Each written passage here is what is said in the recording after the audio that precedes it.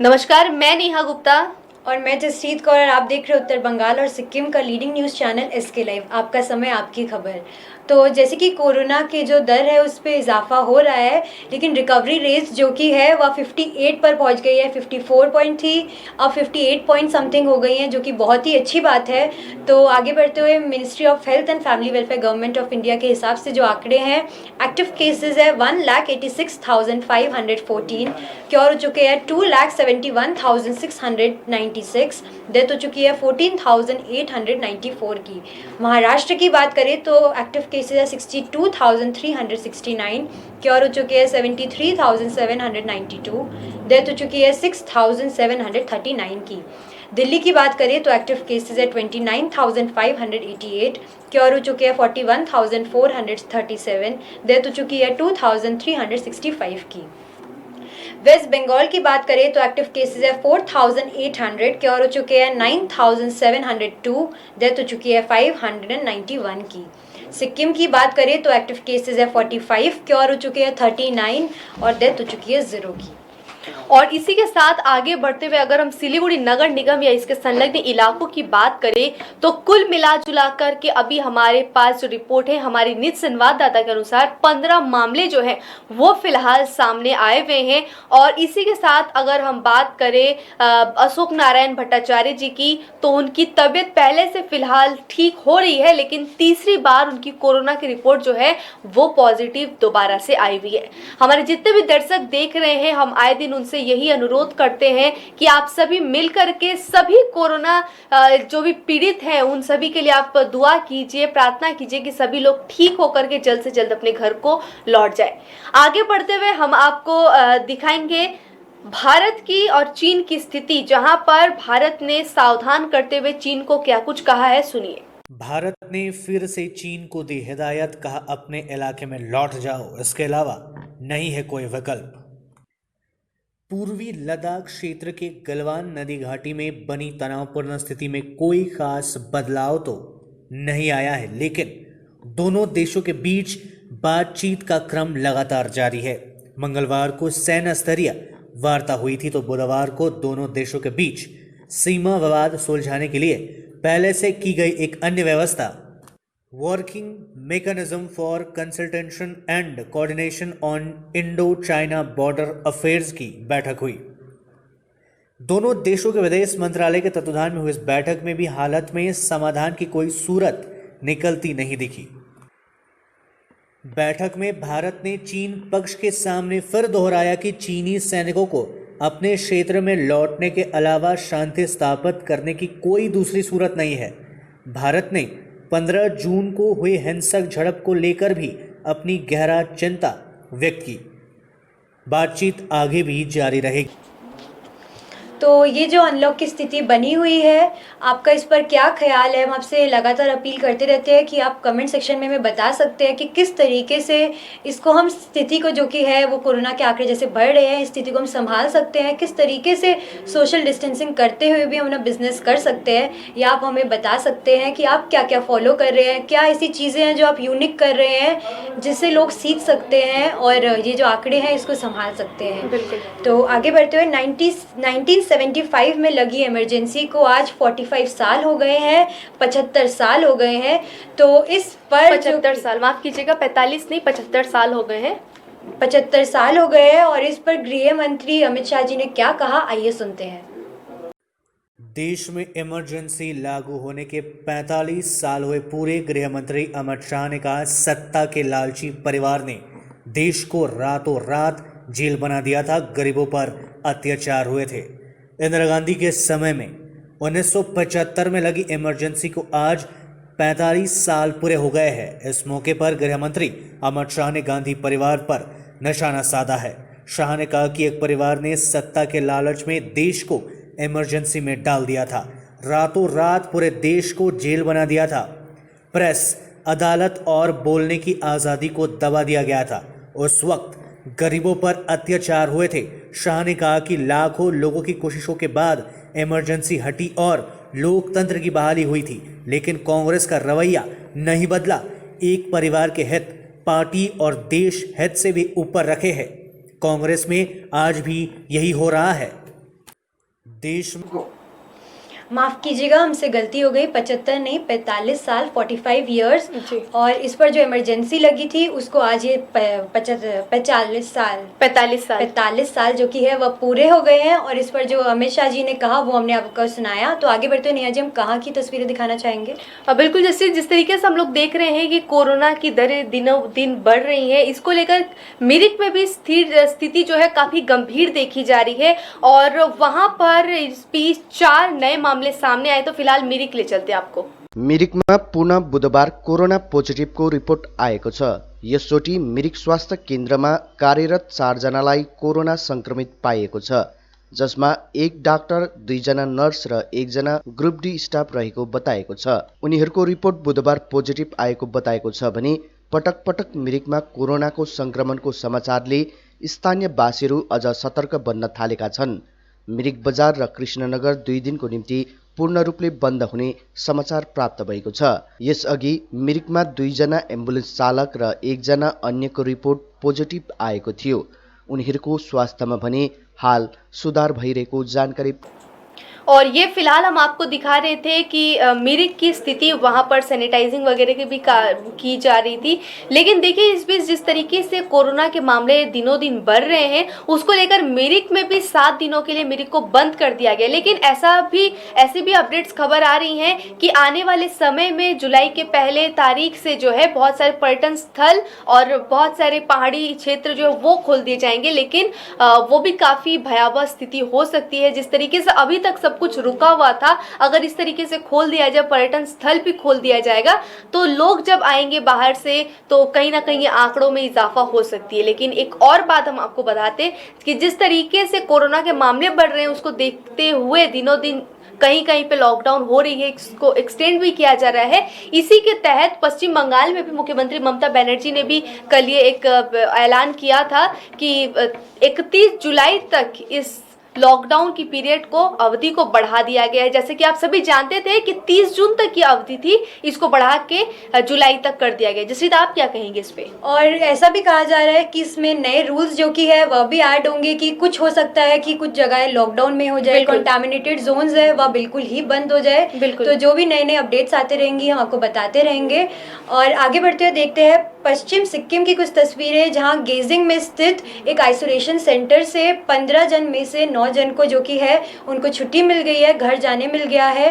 तो आइए दिखाते हैं आपको वहाँ की कुछ तस्वीरें। पश्चिम जिल्लाको गेजिङको आयुष अस्पतालको आइसोलेसनमा राखिएका 14 जना मध्ये 9 जनालाई छुट्टी दिएको छ। कोरोना पोजिटिभ भएर आयुषको आइसोलेसनमा राखिएको थियो, जसलाई बुधबार जिल्लापाल कर्म आर बम्पो, प्रहरी अधीक्षक टाँसी वाङ्गेल भोटिया, अतिरिक्त जिल्लापाल कर्म लोडे लेप्चा, मुख्य चिकित्सक डाक्टर अनुषा लामा साथै अन्य चिकित्सक स्वास्थ्यकर्मी आदिको उपस्थितिमा 9 जनालाई छुट्टी दिएको थियो। जिल्लापाल बम्पोले कोरोना जस्तो खतरा बिमारीलाई जितेर आइसोलेसनबाट होम क्वारेन्टाइनमा जान सक्ने भएको प्रति आभार व्यक्त गर्दै अब होम क्वारेन्टाइनलाई सरकारको निर्देश अनुसार सफल गरिदिने अपिल पनि गरेका छन्। योगा अभ्यास अनि सकारात्मक सोच लिएर समाजमा कोरोना रोकथाम विषयमा। और आगे बढ़ते हुए मालदा की तरफ ले चलते हैं, जहां पर वहां पर एक खेत में खून से लथपथ शव जो है वो पाया गया था। तो वहां की स्थिति हम आपको दिखाते हैं। रायगंज मेडिकल कॉलेज व अस्पताल के नजदीक स्थित एक नर्सिंग होम पर चिकित्सा में लापरवाही बरतने का आरोप लगा है। आरोप है कि नर्सिंग होम के द्वारा लापरवाही बरतने के कारण नवजात बच्चे की मौत हो गई और प्रसूति महिला की तबीयत काफी खराब हो गई है। महिला के परिवार वालों ने इस घटना के बाद जमकर विरोध प्रदर्शन किया और रायगंज मेडिकल कॉलेज अस्पताल के सामने रास्ते को बाधित कर दिया। सूचना मिलते ही रायगंज थाने की पुलिस मौके पर पहुंची और लोगों को समझा बुझाकर पथावरोध समाप्त करवाया। पुलिस ने आश्वासन दिया कि आरोपियों के विरुद्ध कार्रवाई की जाएगी। आपको बता दें कि बुधवार को रायगंज के डेकलियापाड़ा निवासी सुम्पा रॉय नामक गर्भवती महिला को भर्ती कराया गया था और आरोप है कि नर्सिंग होम के चिकित्सकों के द्वारा लापरवाही बरतने के कारण नवजात बच्चे की मौत हो गई और महिला की अवस्था काफी नाजुक बनी हुई है। এখানে আদার্স আমাদের যেরকম পেশেন্ট ভর্তি হয় সেরকম এই পেশেন্টটা ভর্তি হয়েছিল। মেডিকেল টাইম ওর জন্য অপারেশনের টেবিলে নিয়ে যাওয়া হয়েছে। অপারেশন ওনার হয়নি ফার্স্টে, ডাক্তারবাবু বললো পেশেন্টটা একটু প্রবলেম আছে। তো সেক্ষেত্রে পার্টিকে সব দিয়ে বন্ধ হয়ে ডাক্তারবাবু করিয়ে নিয়েছিল। পেশেন্টের একটু সমস্যা ছিল, সেই মেডিকেল নামটা আমরা বলতে পারবো না, ডাক্তারবাবু বলতে পারবো ওটা। তখন সেক্ষেত্রে ডাক্তারবাবু বললো যে পেশেন্ট বাইরে নিয়ে গেলে ভালো হয়। তখন আমি অ্যাম্বুলেন্স ব্যবস্থা করলাম তত যথাযথ। তখন ডাক্তারবাবু হয়তো পেশেন্টের বাচ্চাটাকে বাঁচানোর জন্য হয়তো এখানে ডেলিভারি করেছিল। তো পেশেন্টটা তারপরে অ্যাম্বুলেন্স আসার পর বাড়ি তো বাইরে নিয়ে যেতে রাজি হয়নি, তখন একটা ঝামেলার সৃষ্টি করেছিল। বাকি মেডিকেল টার্ম ডাক্তারবাবুর সঙ্গে কথা বলে এখানে আমার ভাগনা বউ গত পরশুদিন যে ডাক্তারের আন্ডারে এখানে ওনার ট্রিটমেন্ট করছিলেন, তো এখানে চেক আপ করাতে এসেছিলেন। অ্যাকচুয়ালি ওটা ডেট ছিল না, চেক আপ করাতে এসে ডাক্তারবাবু বলছেন অ্যাডমিট করাতে হবে। গত পরশু অ্যাডমিট করেছেন, অ্যাডমিট করার পর কালকে সারাদিন এখানে অ্যাডমিট ছিল, সারাদিন ব্যথায় ছটফট করেছে পেশেন্ট, কোনো রকম স্টেপ নেওয়া হয়নি। পেশেন্ট পার্টি যদিও আমি ছিলাম না, এরা সবাই ছিল, আমাদের রিলেটিভরা সবাই। তো পেশেন্ট পার্টির শ্বশুর বাড়ির লোক, বাপের বাড়ির লোক সবাই ওরা বারবার বলেছে যে ডাক্তারবাবু আপনি কি বলছেন, প্রয়োজনে আপনি সিজার করে নেন। ওনারা বলছে না কিছু করতে হবে না, আপনারা এখান থেকে যান, এখন বিরক্ত করবেন না, পেশেন্ট ভালো আছে। ব্যাস এই বলে এদেরকে কোনো রকম করে ওদের সঙ্গে আলোচনা হয়নি। আলোচনা না করার ফলে সারা রাত গেছে, আজকে সকাল বেলা বলছে যে ওটিতে নিতে হবে, পেশেন্টের অবস্থা খারাপ হয়ে গেছে। তখন 8টার দিকে। तो आगे बढ़ते हैं, देखते हैं रायगंज की कुछ तस्वीरें जहां पर ऐसी कंप्लेन है लोगों की कि चिकित्सा में लापरवाही देखी जा रही है और इस बात को लेकर बहुत उत्तेजना का जो माहौल बन गया था और लोग सब यही कंप्लेन कर रहे थे कि ये जो चिकित्सा में लापरवाही हो रही है ये बहुत ही गलत बात है। तो आइए आपको ले चलते हैं रायगंज और दिखाते हैं वहाँ की कुछ तस्वीरें। लेकिन इससे पहले कुछ कमेंट्स आ रहे हैं, वो भी हम आपको दिखाते हैं, वो भी पढ़ते हैं कि जैसे इस बीच कमेंट आया है कि अजीत कश्यप गुप्ता ने लिखा है कि मैम जुलाई में भी लॉकडाउन हो गया क्या सिलीगुड़ी और दार्जिलिंग में। जी हाँ, पूरा पश्चिम बंगाल के लिए मुख्यमंत्री ममता बनर्जी जी का ये ऐलान है कि 31 जुलाई तक ये लॉकडाउन जो है वो बढ़ा है। हम आपको दिखा रहे थे मालदा में जो खून से सना लथपथ शव जो है वो बरामद किया गया था, वहाँ की एक बार दोबारा से स्थिति हम आपको दिखाना चाहेंगे क्योंकि वो स्थिति फिर एक बार नहीं कास्ट हुई होगी, तो वो हम मालदा की स्थिति दिखाते हैं आपको।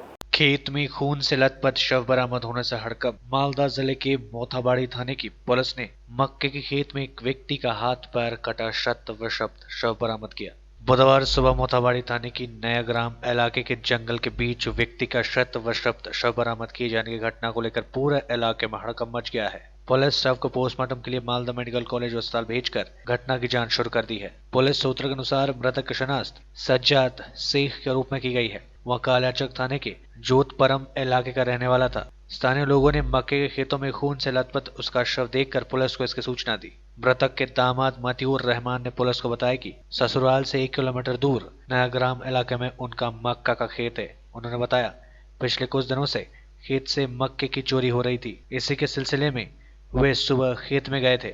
उन्होंने बताया कि चोरों को शायद उन्होंने पहचान ली थी, इसी वजह से चोरों ने धारदार हथियार से हमला कर उसकी हत्या कर दी।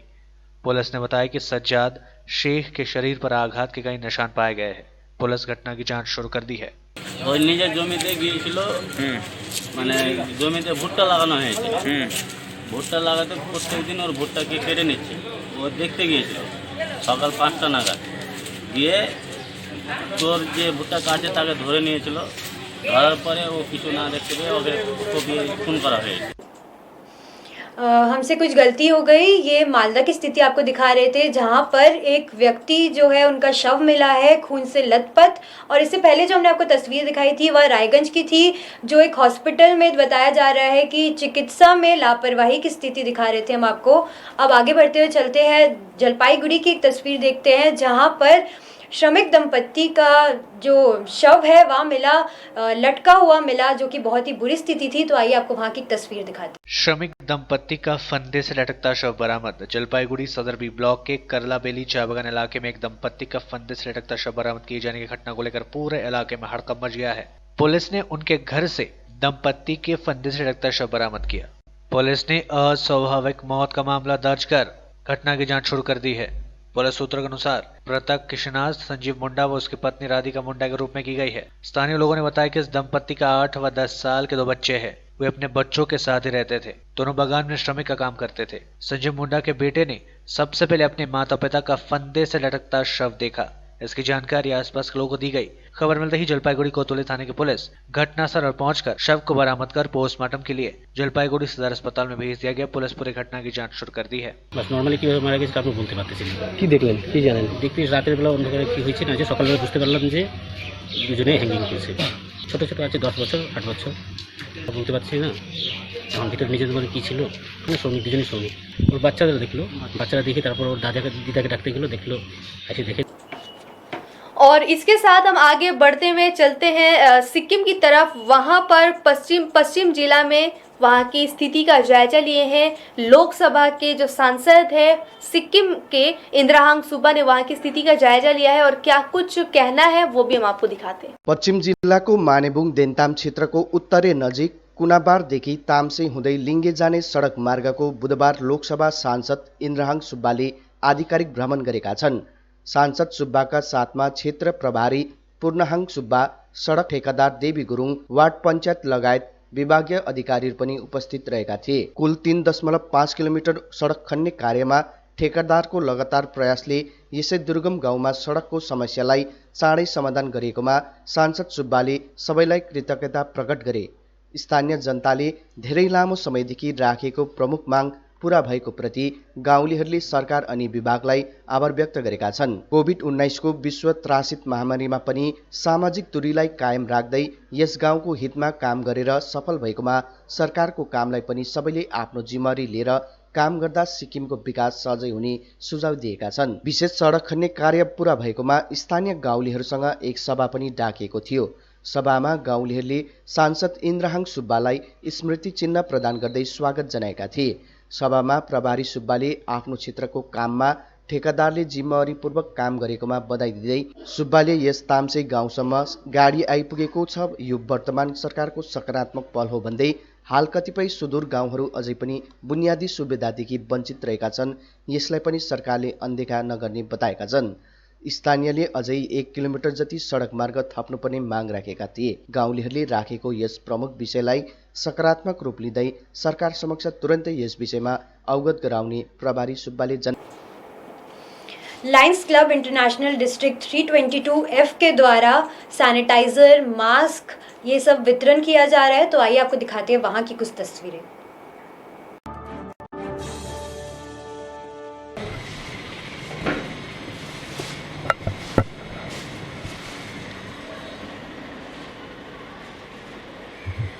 सर, जिस तरीके से हम लोग देख रहे हैं कि कोरोना वायरस आज कोई भी जाति धर्म किसी को भी ऊंच नीच नहीं दिख रहे, किसी को भी हो जा रहा है। बहुत सारे ऐसे भी रिपोर्ट्स आ रहे हैं जिसके बाद पास पड़ोसी वाले जो रहते हैं वो उनकी सोशल मीडिया पे व्हाट्सएप में उनके नामों में एक्सपोज कर रहे हैं, डिटेल्स बता रहे हैं और स्वैब टेस्ट करवाने के बाद भी जब उनके ही लोकेलिटी वाले बोलते हैं कि आप 3 दिन 7 दिन घर पे रहिए, बाहर मत निकलिए, अछूता टाइप से उनको रियलाइज फील करवाया जाता है, क्या करेंगे? मेरा कहना यह है कि ये जो जिस तरह की ये जो भावना है लोगों के मन में ये नहीं होनी चाहिए। आज हमें उनको ह्यूमैनिटी ग्राउंड, उनको अपना परिवार की तरह सोचना चाहिए। आज ये जिस परिवार के साथ घटता है घटना, उस परिवार के साथ जिस तरीके से ये डील किया जाता है समाज के लोगों को, उनको सोचना चाहिए कि ये चीज़ उनके घर में भी कल हो सकता है। तो हमें ये नहीं सोचना चाहिए कि उनको वो हो गया तो हम उनको अछूत की तरह करें। उन भाइयों को हम कोशिश ये करनी चाहिए कि हम जितने ज़्यादा से ज़्यादा हेल्प कर सके, सोशल डिस्टेंसिंग रखते हुए जितनी भी हमें हेल्प कर सके उन्हें हमें करनी चाहिए। उनको अपना बना के करना चाहिए। ये कोई अछूत बीमारी नहीं है, ये बीमारी किसी को भी हो सकती है। हमें इससे दूर नहीं भागना है। इसे हमें जो भी जिसको भी हो जाए उसके साथ रह के उसको हिम्मत बढ़ाना ही है, उसको उसमें शक्ति देनी है कि हम आपके साथ हैं, आप चिंता मत करो, आप ठीक होके आओगे, हम आपके साथ, हम आपके परिवार के साथ हैं। इस तरह की भावना लोगों के मन में आनी चाहिए। मेरे हिसाब से यही। मैं Sanjay Agarwal, district governor, district 322F। जिस तरीके से हम लोग जानते हैं कि अभी बेरोजगारी बहुत ज़्यादा बढ़ गई है, लॉकडाउन को लेकर आए दिन चोरी की घटना रहती है, तो वो गरीब तबके के लोगों के लिए आप लोग क्या सोच रहे हैं? देखिए, ये एक ठो पूरी तरह से एक ठो एक ये सामाजिक प्रॉब्लम है। इस प्रॉब्लम में सिर्फ कुछ व्यक्ति नहीं बल्कि सभी लोगों को आगे आना पड़ेगा। जो भी अपनी सेंसिटिव आदमी हैं, जितने भी समाज के, उनको मन में दया का भाव रखना पड़ेगा। और जिनसे भी अपने लोग संपर्क में आते हैं उनको अगर हम लोग एक समाज का हिस्सा समझ के और जिसकी भी जितनी यथाशक्ति है वो उनकी अगर सहायता करेगा, तभी ये जो आए दिन चोरी की घटना है, आए दिन जो ये भूखमरी की अवस्था है, क्योंकि ये अकेले किसी भी व्यक्ति की पहुंच की चीज़ नहीं है। तो मैं यही समझता हूं और अपील करता हूं हमारे सभी समाज के बुद्धिजीवियों को कि वो लोग संयम से अभी जो ये कोरोना पीरियड है, जब तक हमारा समाज स्वस्थ अवस्था में नहीं आता है, तब तक एक मन में परिपूर्णता का भाव रखे और दया का भाव रखे, सबको साथ लेके चलने वाली भावना से कम और नहीं तो भी उनका घर, खाना पीना और जो ज़रूरी व्यवस्था है वो लेकर कम से कम उनको सहयोग करें। तो एक ये इसका उपाय यही हो सकता है। मेरे को यही लग रहा है। सर, और हम लोग देख रहे हैं कि अभी तो बरसात का मौसम भी आगे आने वाले समय में डेंगू का भी प्रभाव ज़्यादा पड़ सकता है सिलीगुड़ी में। तो आप लोग तो इतने अच्छी मुहिम चला ही रहे, डेंगू के लिए आप लोग क्या? हाँ, आपने बहुत अच्छा प्रश्न पूछा है। डेंगू पिछले साल एपिडेमिक नहीं हुआ था, उससे पहले साल में बहुत भयंकर एपिडेमिक हुआ था और उसमें लायंस क्लब ने बहुत बड़ी भूमिका निभाई थी। आप लोगों को जानकारी होगा कि हम लोगों का तराई ब्लड बैंक है, जहाँ पर ब्लड हम लोगों ने पूरे साल वो ब्लड बैंक सेवा देता है और वहाँ से हर महीने करीबन 3000 बॉटल जो है और वहाँ से लोगों तक सेवा पहुँचती है ब्लड बैंक की। और मेरा ये मानना है कि उस टाइम जो इस एरिया में एपिडेमिक हुई थी तो सबसे बड़ा सपोर्ट जो है तराई ब्लड बैंक ने दिया था और बहुत लोगों की जान बचाई गई थी। वहाँ पर सेपरेट सेल भी लगाया हुआ है, जिससे कि उसमें से जिसको भी प्लाज्मा चाहिए, जिसको भी कोरोना का टाइम में जो भी वो सेल्स चाहिए, वो सारा वहाँ से दिया गया था।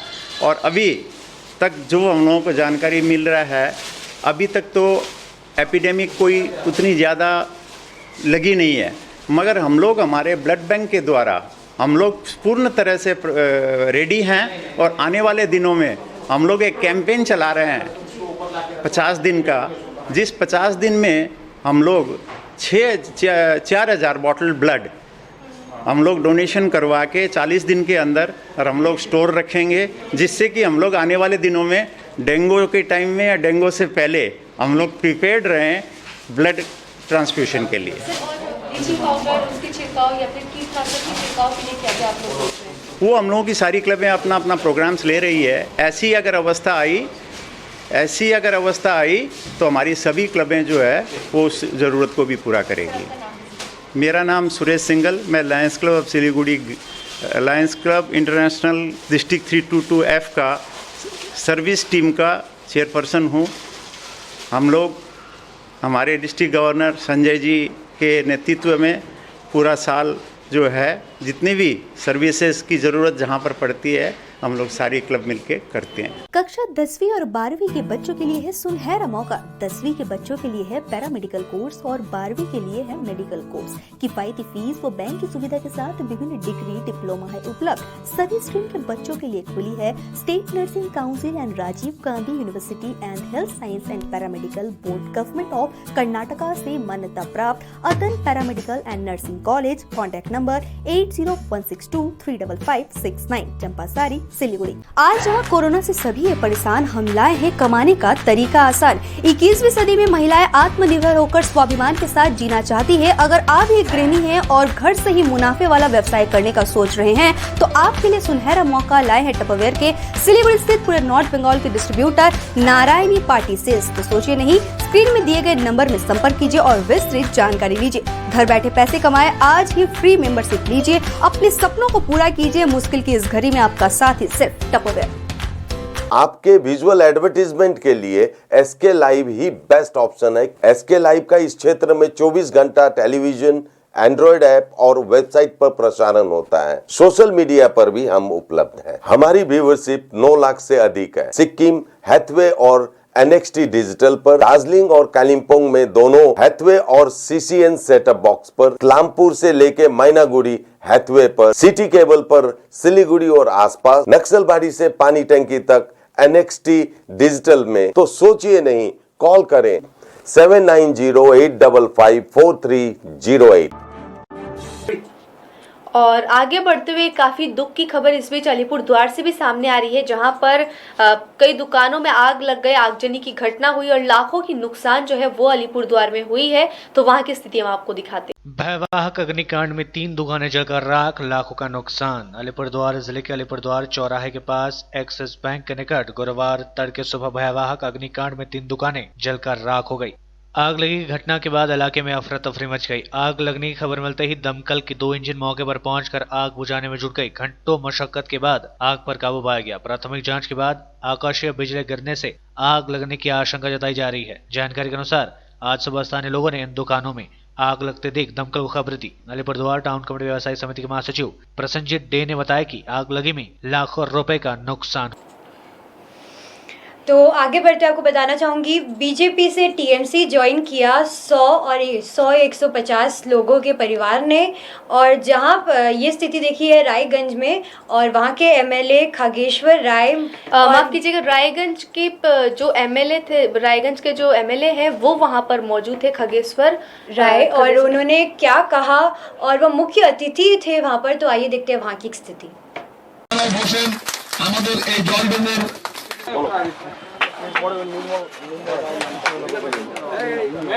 कृष्णनगर कॉलोनी से फिलहाल यहाँ की स्थिति हम आपको सीधे तरीके से दिखा रहे कि आप देख ही सकते हैं जिस तरीके चल रही है, अलग दृश्य यहाँ पर देखा जा रहा है कि यहाँ पर आप देख रहे हैं कि यहाँ पर ठीक उनको तृणमूल कांग्रेस का झंडा करके उनको सम्मानित किया जा रहा है और उनको अपने दल में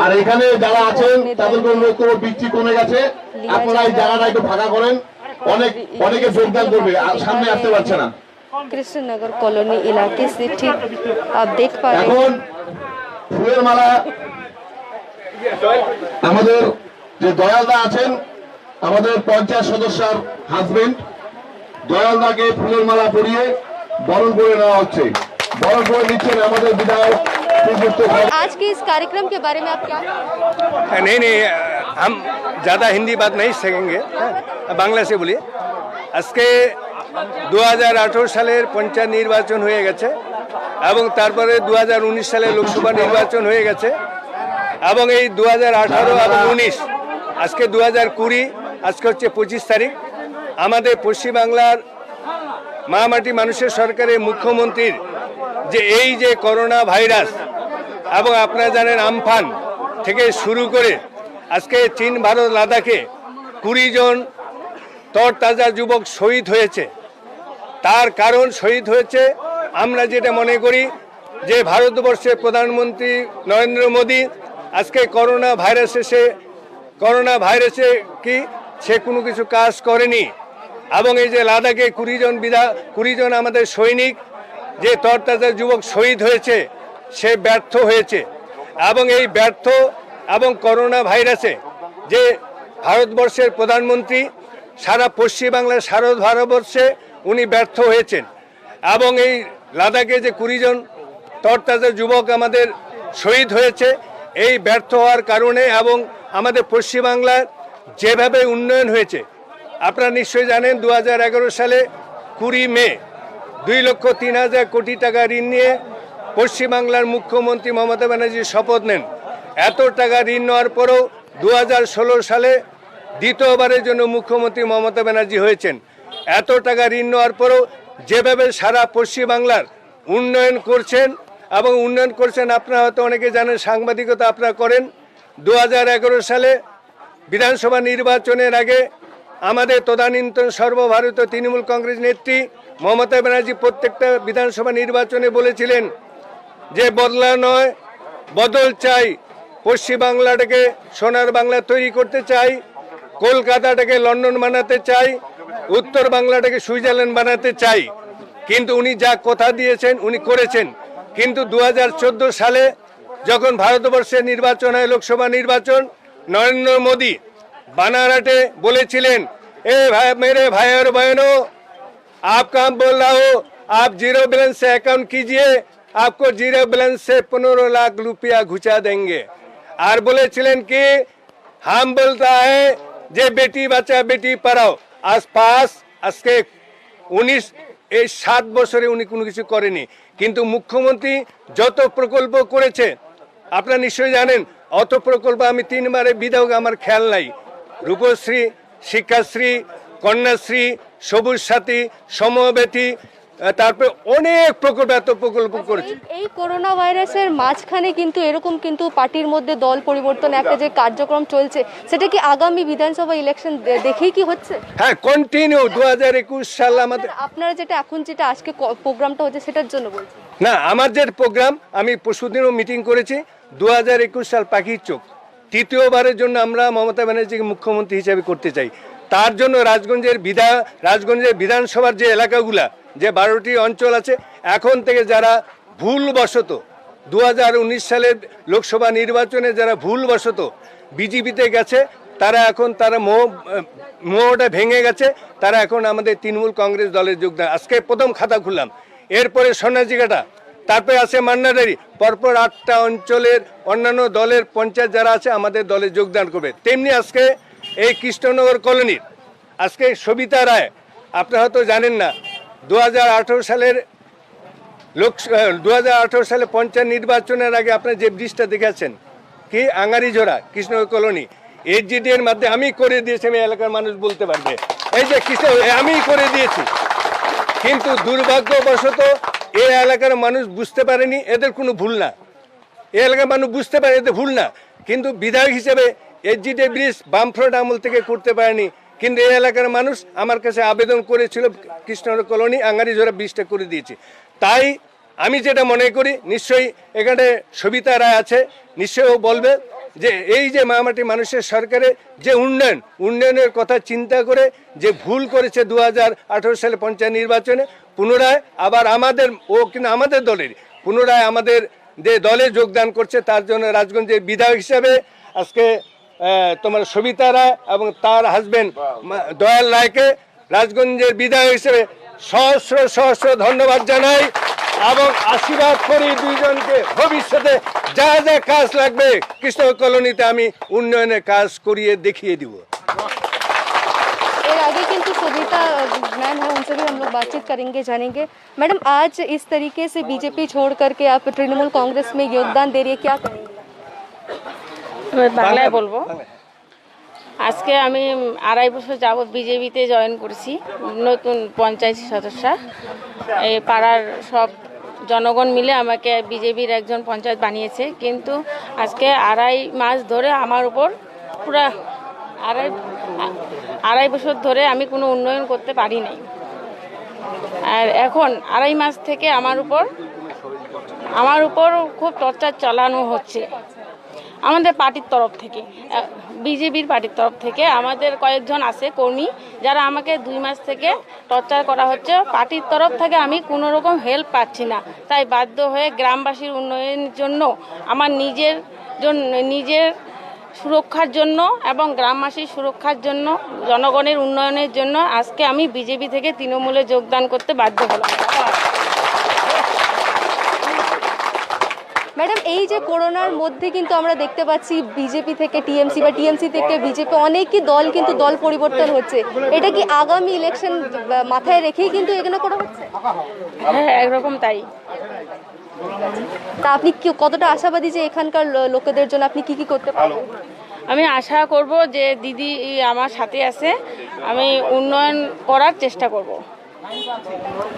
तो यहाँ से हम लोग देख रहे विधायक बता रहे थे रायगंज के विधायक के खगेश्वर राय जी और उन्हीं के साथ साथ जिस तरीके से हम बात कर रहे थे सविता राय जी से उन्होंने कहा कि बीजेपी की तरफ से कई सारी दबाव उन पर बनाए जा रहे थे पिछले कुछ दिनों से और उसके बाद वो इस इलाके का उन्नयन नहीं कर पा रही थी अंततः उन्होंने यही फैसला लिया है कि फिर से वो वापस जो है वो टीएमसी में तृणमूल कांग्रेस में योगदान दी है आज से और इसके बाद जाके वो फिर से यहाँ पर आशा करती हैं कि आने वाले समय में वो काफ़ी कार्य जो है वो करेंगे वो तो वक्त आने पर ही पता चलेगा हम उसकी रिपोर्टिंग फिर आपसे दिखाएंगे लेकिन आज के ये कार्यक्रम हम यहाँ पर ही समाप्त करते हैं सिलीगुड़ी से नेहा गुप्ता SK लाइव और आगे बढ़ते हुए हम आपको दिखाते हैं मिरिक की स्थिति।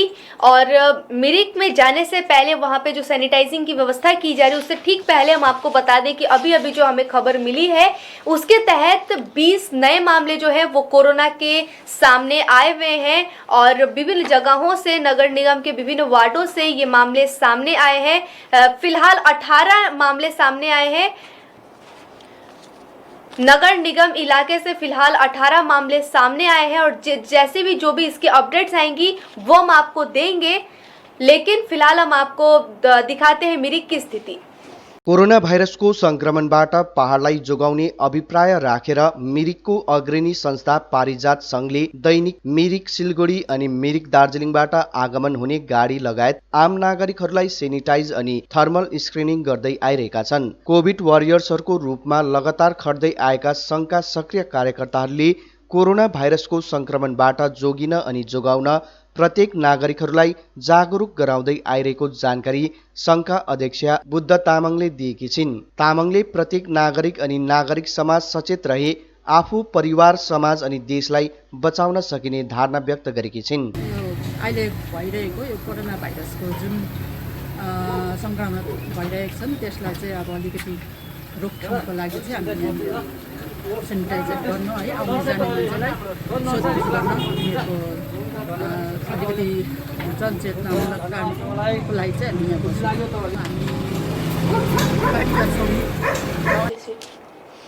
तो सिलीगुड़ी में जो कि है 18 नए मामले सामने आए हैं। जैसे कि कल भी जो कि कहा जा रहा है 32 नए मामले सामने आए थे, उसमें से 4 लोग जो है उनकी मौत भी हो चुकी है। उससे पिछले दिन ये खबर जो है वह सामने आई थी। अभी जो 18 मामले हैं वह वार्ड नंबर 2 प्रधान नगर से 1, वार्ड नंबर 28 टिकियापाड़ा से 1, वार्ड नंबर 14 आश्रमपाड़ा से 1, वार्ड नंबर 22 सुभाषपल्ली से 1, वार्ड नंबर 2 बागा जतिन कॉलोनी से 1, वार्ड नंबर 33 सेंट्रल कॉलोनी से 1, हैदरपाड़ा से 1, वार्ड नंबर 36 शांति निकेतन से 1, शांति नगर से 1, माफ़ कीजिएगा, SF रोड से 1, सेवक रोड से 1, और वार्ड नंबर 32 न्यू पालपाड़ा से भी 1 है, सुभाष नगर से भी 1 है, और 31 वार्ड नंबर जो कि है भक्ति नगर, वहाँ से 3 नए मामले सामने आए हैं। वार्ड नंबर 42 सालूगढ़ा जो कि है वहाँ से भी 1 नया मामला आया है। तो कुल मिलाकर जो कि है 18 मामले जो कि है वह सामने आए हैं। तो इसी के साथ हम आगे जाकर आपको दिखाना चाहेंगे एक जो रैली निकली थी कल सेव ड्राइव सेव लाइफ की, उस पर आज भी उन्होंने चर्चा की है और लोगों को मास्क, सैनिटाइज़र और एक अनोखी चीज़ सरसों का तेल जो कि है वह दिया जा रहा है। तो आइए दिखाते हैं वहाँ की कुछ तस्वीरें सिलीगुड़ी जंक्शन ट्रैफिक पॉइंट से। इस वक्त हम लोग मौजूद हैं जंक्शन के ट्रैफिक गार्ड के ठीक सामने, और जैसे कि कल ही सिलीगुड़ी पुलिस कमिश्नरेट के द्वारा भक्ति नगर से वहां पर जो ट्रैफिक गार्ड है वहां से एक सेफ ड्राइव सेफ लाइफ की मुहिम निकाली गई थी और उस पर वहां से जैसे कि सैनिटाइजर, मास्क, सरसों का तेल, हैंड ग्लव्स डिस्ट्रीब्यूट किया गया था लोगों में। ठीक ऐसी ही कार्यक्रम जो है आज यहाँ पर जंक्शन से की जाएगी और यहाँ पर IPS ऑफिसर जसप्रीत सिंह जी भी मौजूद है। तो यहाँ की सीधी तस्वीरें फिलहाल हम आपको दिखा रहे हैं। श्री PT भुटिया WBPS মহাশয়, আমি রিকোয়েস্ট করব স্যারকে স্যার কিছু যদি বলেন। সঙ্গে যেহেতু কোভিড-19 গত কয়েক বছর ধরে সেই কর্মসূচি চলছে, মতন ব্যাপার কোভিড-19 যে ব্যাপার এখানে যা পুলিশকর্মী আছেন সবাইকে নমস্কার, আর যা মিডিয়া পার্সনস আছে ওনাকে নমস্কার, আর শিলিগুড়ি যা মানুষ আছেন ওনাকে নমস্কার।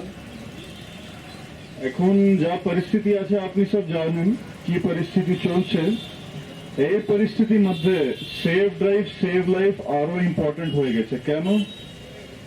যদি মোটরসাইকেল চালাতে গেলে কিছু দুর্ঘটনা হয়ে যায় তাহলে এখন যে করোনা চলছে হসপিটাল আপনি যেতে পারবেন না, বুঝে গেছেন? আরো প্রবলেম বেড়ে যায়, ছোট প্রবলেম নিয়ে আরো বড় সমস্যা হতে পারে। এই জন্য এখন হেলমেট পরে আপনি চালান, সাবধানী নিয়ে আপনি চালান, স্পিড একটা কম জোরে গাড়িগুলো চালান। সেভ ড্রাইভ সেভ লাইফ আরো ইম্পর্টেন্ট হয়ে গেছে। এটা আছে আমার ফার্স্ট কথা। সেকেন্ড যা আছে এখানে সেভ ড্রাইভ সেভ লাইফ সঙ্গে আমি কিছু করোনা অ্যাওয়ারনেস জন্য আমার যা পুলিশ ডিপার্টমেন্ট আছে কিছু মাস্ক কিছু স্যানিটাইজার আর একটা সরষা তেল আছে, এটা নিয়ে আমি ডিস্ট্রিবিউট করছি। আচ্ছা, স্যানিটাইজার আপনি জানেন কিভাবে ব্যবহার করতে হবে, ঠিক আছে? মাস্ক আপনি জানেন কিভাবে ব্যবহার করতে হবে।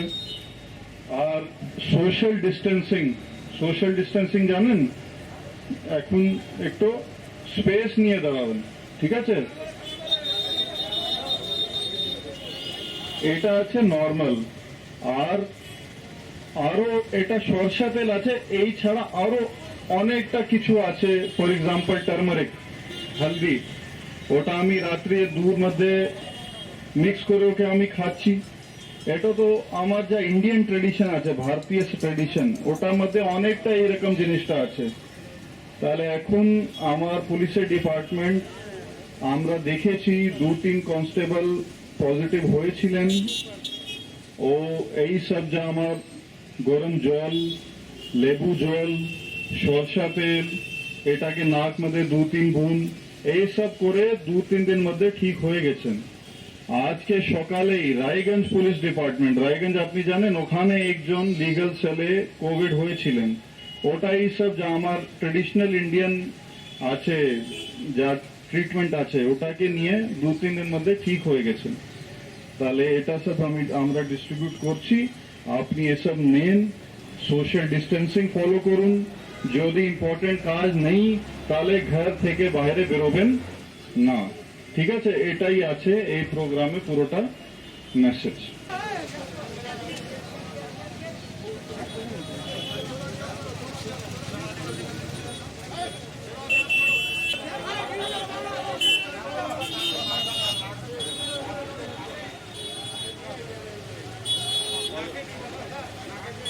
कक्षा 10वीं और 12वीं के बच्चों के लिए है सुनहरा मौका। 10वीं के बच्चों के लिए है पैरामेडिकल कोर्स और 12वीं के लिए है मेडिकल कोर्स। किफायती फीस व बैंक की सुविधा के साथ विभिन्न डिग्री डिप्लोमा है उपलब्ध।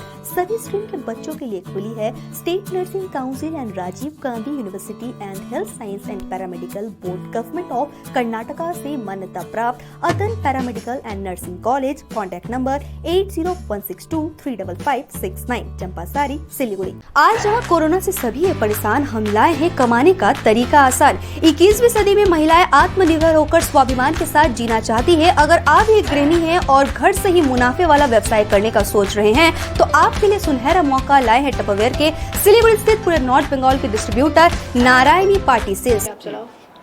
और इसी के साथ आगे बढ़ते हुए फिर से 30 किलो गांजे के साथ एक व्यक्ति जो है वो गिरफ्तार हुआ है। इस बीच जो है चोरी दंगे की स्थिति काफ़ी ज़्यादा देखी जा रही है। दंगे इन सेंस हम कहेंगे कि आप देख रहे हैं कि पॉलिटिकल पार्टीज में काफ़ी ज़्यादा मतलब प्रतिवाद की स्थिति देखी जा रही है। लेकिन हम फिलहाल दिखा रहे हैं कि गांजा 30 किलो गांजा के साथ एक व्यक्ति जो है वो गिरफ्तार हुआ है।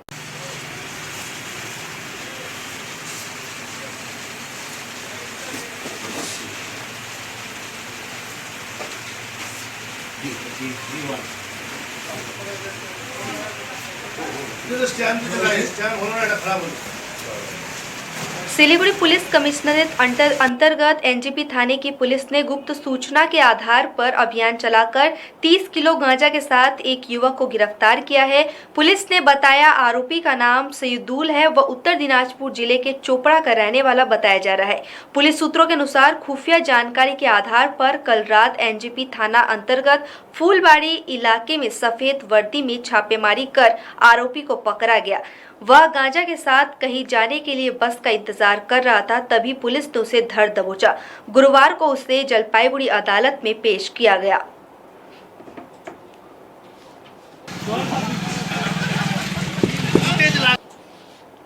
और हम आपको दिखा रहे हैं कि विभिन्न जगहों की स्थिति इस बीच उत्तर बंगाल से सिक्किम तक की अनलॉक डे 25 में हम लोग आ पहुंचे हैं और विभिन्न जगहों की हम लोग स्थिति दिखा रहे हैं। लेकिन सबसे बड़ी जो स्थिति आप देख पा रहे हैं, अगर सिर्फ हम सिलीगुड़ी की बात करें तो सिलीगुड़ी में इस बीच 47 वार्ड है कुल मिला जुला करके। आप देख रहे हैं कि इन 4700 वार्डों में से लगातार लेकिन रोज अगर 10-5 की संख्या तो बिल्कुल भी नहीं, 20 के ऊपर ही रिपोर्ट सामने आ रही है। और आज की ही अगर हम बात करें तो कुल मिलाकर के 20 रिपोर्ट हमारे सामने अभी सामने आ रही है। 18 की डिटेल्स हमारे पास है, लेकिन 2 अन्य की डिटेल्स फिलहाल हमारे पास नहीं है।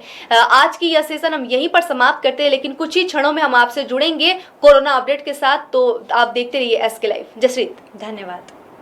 कक्षा 10वीं और 12वीं के बच्चों के लिए है सुनहरा मौका। 10वीं के बच्चों के लिए है पैरामेडिकल कोर्स और 12वीं के लिए है मेडिकल कोर्स। किफायती फीस व बैंक की सुविधा के साथ विभिन्न डिग्री डिप्लोमा है उपलब्ध।